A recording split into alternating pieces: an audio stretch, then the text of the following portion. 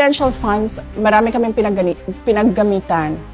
Related siya lahat sa national security. Mga threats to education,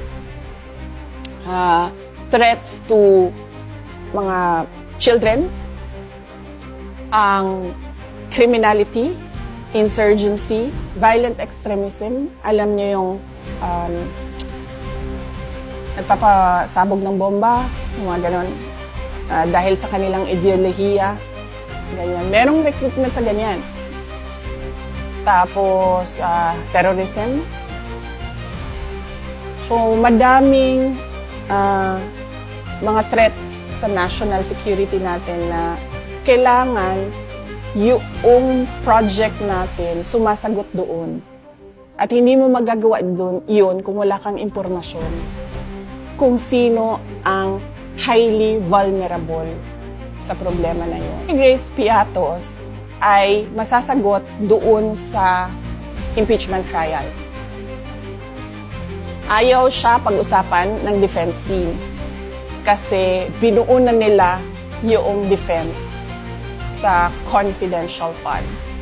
So, ang pinayagan lang sa akin na ikwento ay yung timeline at ipakita sa mga tao paano ba nag-develop itong impeachment kay Inday Sara. Yung Mary Grace Piatos at iba-iba pang nilang sinasabi, nandito din yun sa timeline natin, makikita ninyo, ay may sagot.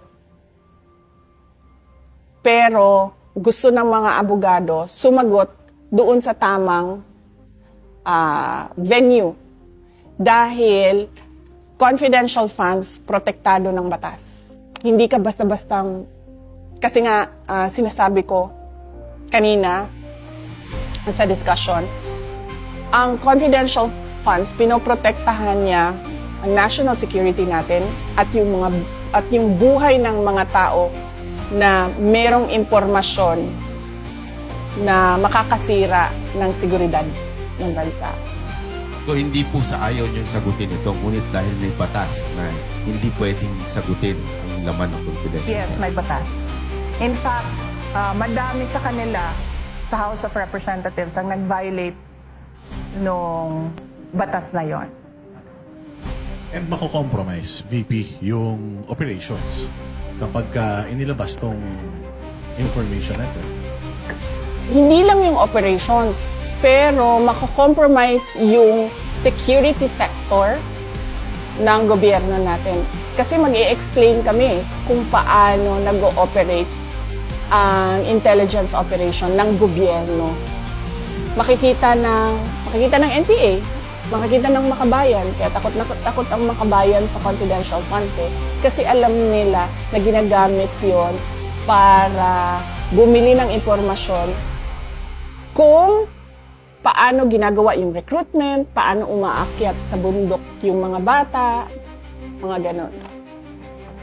Natatakot silang mabuting. Pag sinabi ko umakyat sa bundok, nagiging NPA. Oo.